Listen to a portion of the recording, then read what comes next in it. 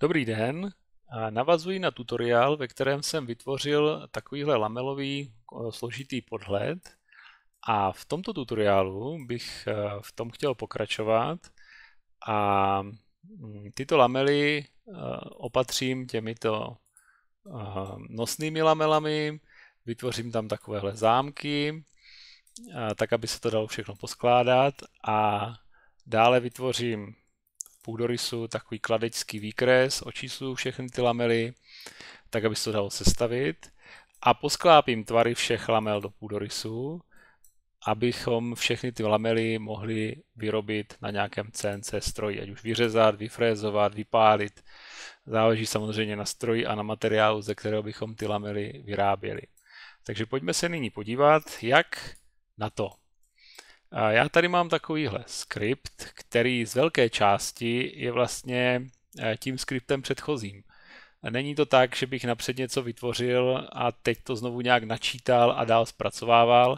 Dá se říct, že takhle ta první část, teď tak nějak, jak jsem to teďka vybral, tak ta je vysvětlena právě v tom tutoriálu k tomu návrhu a teďka v tom budeme dál pokračovat. Takže vlastně cílem je teď vytvořit hlavně ty nosné lamely, ty fialové, které nám celý ten podhled ponesou a vytvořit do toho ty zámky. Čili já teďka vypnu to, co tady mám vytvořené. Zapnu si ten skript a podíváme se na to, co bychom s tím tedy vymysleli. Mám vytvořené ty podhledové lamely, to jsou vlastně ty zelené. A mým cílem je vytvořit teď ty nosné, ty příčné, to jsou tyto. Nakreslil jsem si čáry, to jsou tady tyhle ty červené, ve kterých ty lamely budu umísťovat. Když se podívám do půdorysu a zapl bych si k tomu ty podhledové lamely, tak vidíte, že to mám takové kolmo nakreslené. Ty čáry by se daly generovat i automaticky, tak jako jsme generovali čáry těch hlavních lamel, tak by se daly generovat i tyhle. Ale vznikl by tam problém, že ne všechny ty lamely bych měl třeba podporované.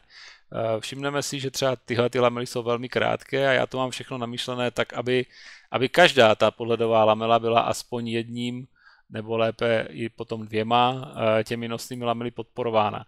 Pokud bych to rozhrnul v nějakém pevném kroku, tak by zcela jistě v takhle složitém tvaru to dopadlo tak, že ne všechny ty lamely by byly podporovány. No, samozřejmě by se dal napsat skript, který by to nějak testoval, kontroloval, přidával, ubíral, ale to by bylo nesmírně komplikované a rozhodně by to zabralo příliš mnoho času na to, abychom to nějak efektivně mohli zpracovat.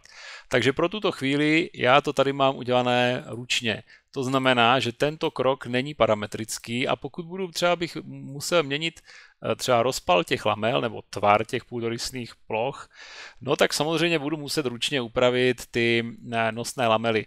Ale jinak pokud bych měnil třeba to zvlnění těch lamel, tak na to by to nemuselo mít vliv. A samozřejmě předpokládám, že v momentě, kdy už mám ten návrh hotový, tak nejspíš už ho třeba nebudu úplně muset měnit, takže prostě tenhle krok jsem udělal ručně. Ale abych nemusel, tak pojďme si to tady pozapínat. Bavíme se tedy o těchto lamelách, osách těch lamel, které nám vytvoří ty příčné nosné lamely, to budou tyhle. A abych to ale nemusel nějak vybírat, protože od začátku sleduju myšlenku, že ty lamely zvlášť jakoby umísťuju v těch jednotlivých oblastech, protože je tak budu číslovat a protože je tak budu sestavovat, tak i ty nosné lamely je potřeba nějakým způsobem umístit do těch oblastí. Mohl bych je takhle jednu po druhé vybírat, abych je měl v pořadí a abych je měl podle oblastí, ale to už mě přišlo trochu komplikované, to už se dá zprogramovat poměrně snadno, takže já jsem všechny ty lamely v tomto místě vybral a načetl do toho mého skriptu. A pak jsem s nimi udělal takovou věc, že jsem si na nich nechal vysvítit středový bod, použil jsem komponentu point in curve, to znamená, ta komponenta vyhodnocuje, jestli ty body, ty midpointy těch úseček jsou v nějaké té oblasti a ty oblasti se tady načítají jedna po druhé, proto je to taky tím graftem zase zvedlé nahoru. z toho ořezu, čili ze vstupní proměnné, kterou už mám dávno načtenou. No a vyhodnotí se ten seznam, zase si sem zapnu štítek jako minulé a budu postupně ukazovat, co se s tím kde děje. Tímto krokem se mě vlastně rozdělí ty body. Lépe řečeno takhle. Tahle komponenta vrací hodnotu 0, 1 nebo 2 podle toho, jestli ten daný bod vyhodnotí, že je uvnitř, na hraně nebo vně té dané oblasti. Tak na hraně nebude nikdy, protože se bavíme o středovém bodu, čili vlastně testuje, jestli je uvnitř nebo venku, to znamená, že výsledkem bude 0 nebo 2. Já bych potřeboval 0 nebo 1, protože to chci poslat na dispatch a rozdělit ten seznam, takže jsem to tady vydělil 2. To znamená, že výsledkem potom tady je, že jsou tam 0 nebo 1, no a pošlu to na dispatch, čímž rozdělím ty 0 a 1, nebo rozdělím tím ten seznam těch vstupních křivek podle těch 0 a 1. No a vzhledem k tomu, že každá ta čára nutně leží pouze v jedné z těch oblastí, tak se to celé jednoznačně rozmístí tak, že v každé té oblasti budou jenom ty, které tam patří. No a to je právě tady. A pak ještě testuju podle počátečního bodu vzdálenost jako curve closest point tady k tomu mému vektoru, to jsou vlastně tady ty zelené bodíky, a tyto vzdálenosti seřadím a podle těchto vzdáleností seřadím i ty křivky samotné, čili ty, co jdou z toho dispatche, a díky tomu se mi seřadí takhle ve směru od té čáry dozadu jako vzestupně. A tím mám vyřešený ten problém s tím, jak se to bude řadit a číslovat a tak dále. No a pak vlastně v těchhletěch čarách zase vstyčím svislé povrchy a udělám průnik s tou subdivision plochou, kterou jsem už ukazoval v minulém tutoriálu, čili vlastně jsem na stejné ploše, tak jako mám ty podhledové lamely, tak na stejné ploše generuju průniky i těch nosných lamel. A pak tady pouze nějakým dialogem je poposouvám nahoru napřed o hodnotu, o kolik budou ty nosné lamely zapuštěné nebo posazené výš než ty podhledové, a pak o další hodnotu, která definuje výšku nebo výšku té nosné lamely. To mám tady na těch posuvnících. O 60 to posunu nahoru a o dalších 80 to bude tloušťka té lamely. A vytvořím vlastně úplně stejný postup, tak jako jsem dělal ten postup těch podhledových lamel, úplně stejně vytvořím postup těch nosných lamel. No a teď tady udělám takovou myšlenku, že budu pronikat ty lamely mezi sebou a tím budu vytvářet ty zámečky. Tady někde ukážu, jak ty zámečky vypadají. Ty zámečky samozřejmě jsou závislé na tloušťce těch lamel a na tom, jak moc jsou ty lamely do sebe zakleslé. A taky je vidět, že vlastně já to zasunuju do sebe vždycky o polovinu. To znamená, pokud je to vůči sobě přesazené třeba o 40 mm, no tak 20 mm udělám ten zářez do jedné a 20 mm do druhé. Kvůli tomu s těmi lamelami různě posouvám nahoru dolů o polovinu právě tady téhleté hodnoty. Tu tady někde vypočítávám, to je právě tady tenhle ten výpočet, vychází to tedy 20, je to právě ten rozdíl toho, jak je vysoká lamela, o kolik je posunutá nahoru ta nosná lamela, to je 100 minus 60 je 40 a děleno 2 je 20. To znamená, že hloubka zářezu do každé z těch lamel bude 20 mm. No a tímhletím trimem, komponenta trim, solid, kdy vlastně jedním nějakým tvarem ořezávám druhý tvar, tak navzájem do těch lamel vyřežu tady tyhle ty zámečky. Tam samozřejmě záleží na tloušťce těch lamel a taky na tom, že mám ty tvary bez těch zámečků, to je tady a tady. Z těchto lamel vytvořím vždycky extrude, move, cap, přesně to, co už jsem ukazoval v minulém tutoriálu, čili vlastně vytvořím ty lamely bez zámečků. Tady ještě posunu právě o tu půlku dolů a pak zase tu druhou o půlku nahoru, protože tím, jak se budou navzájem vyřezávat, tak potřebuji vždycky vyřezat jenom polovinu té hloubky. No a výsledkem toho trimu bude to vyřezání. Tady vidíte, že mám tu tloušťku té lamely a ta mi vyřeže do té plochy ten výřez. A úplně stejně se to stane opačně. Když teďka tady ten preview vypnu, tady preview zapnu, tak mám zase v opačném směru tu lamelu bez těch zámků a otrimuju tím tu lamelu, která je tady bez zámků. No a výsledkem jsou ty zámky ve druhém směru. Čili mám zámky v jednom směru a mám už zámky ve druhém směru. Tím pádem to předtím můžu všechno zase zasnout, abych v tom měl nějaký přehled. A výsledkem tedy je tenhle tvar a tenhle tvar. A to je přesně to, co potřebuju, protože v téhle chvíli se navzájem ty lamely ořezaly. Ty zámečky mají šířku podle tloušťky těch lamel, čili pokud bych změnil tloušťku lamel, já to teď asi dělat nebudu, protože ten výpočet by možná chvilku trval, ale možná bychom vlastně mohli zkusit, kdybych tady dal tloušťku třeba 12 a dám Enter, tak v téhle chvíli se přepočítaly ty lamely tak, aby byly ty tloušťky poloviční. Což by mohlo být vidět. A možná, že já tady mám někde zvlášť, tady mám totiž tloušťku zvlášť jedněch lamel a zvlášť druhých lamel. Čili z toho plyne, že jedny ty tloušťky se zúžily, ale ty druhé ne. No ale kdybych změnil tu tloušťku i těch druhých, samozřejmě je to tak, že ty nosné lamely mohou mít třeba jinou tloušťku než ty podhledové. Čili tímhletím jsem ukázal, jak nám funguje ta vzájemná tloušťka a to vyřezávání těch zámečků. No a dalším krokem bude, že tyhle ty lamely nějakým způsobem propíšu do půdorysu a posklápím do půdorysu do těch výkresových tvarů. Tak, pojďme si to pomalu všechno pozapínat. Máme tady Enable, podhledové lamely. Tímto krokem jednak jakoby zvýrazním ty vyrobené lamely ve 3D. Zároveň si do toho místa dávám plochu, kterou budu používat právě potom pro to sklopení té lamely do půdorysu. Používám k tomu s výhodou body, které jsem už tady použil, když jsem vytvářel ty obrysové čáry těch lamel, tak ten endpoint se mi teďka hodí pro počátek té konstrukční roviny.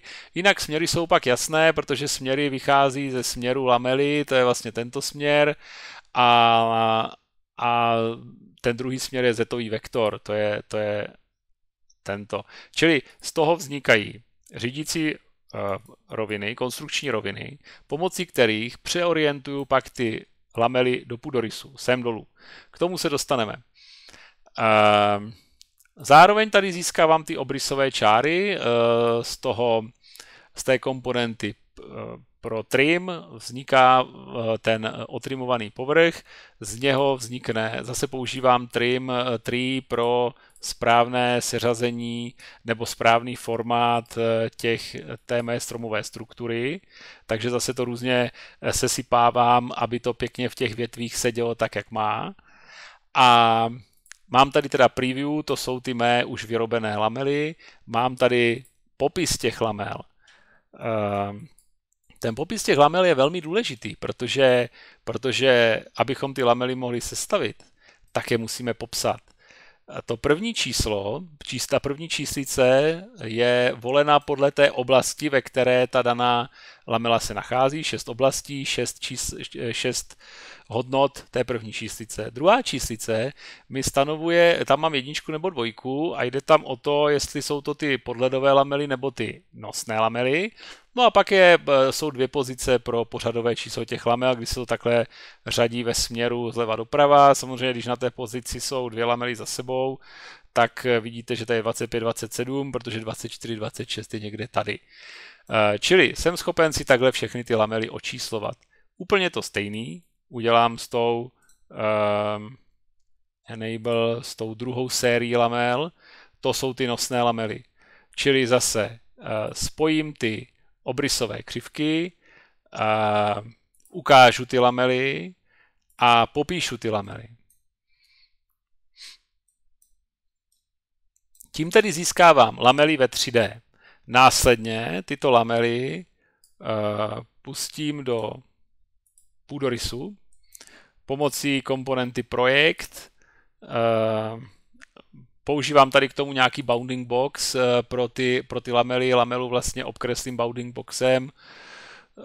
Z toho bounding boxu nechám vypsat ty obrysové křivky, vyberu z nich tím splitem jenom ty, které jsou v té dolní linii. To bych tady mohl třeba ukázat, že toto jsou všechny. Splitem split tree tedy, ano, split list. Vyberu jenom ty, které jsou v tom Ačku, to jsou ty na spodu. To ukážu tady. A pak je tím příkazem projekt pošlu do půdorysu. Úplně stejně to udělám s těma hlavníma lamelama. Tak preview off zase, čili projekt, pošlu je do půdorysu. A k tomu vezmu vlastně ty stejné body, které jsem měl v prostoru, tak nyní udělám projekt těch bodů, čili jim vynuluju zetovou souřadnici a do těch samých bodů pošlu ty samé čísla. Kde jsem ty čísla vzal? K tomu bych se mohl ještě dostat, k tomu se dostanu a to mám vypočítané tady. Tady mám ty čísla, u těch čísel je zajímavé, že si vlastně dělám takovou sérii čísel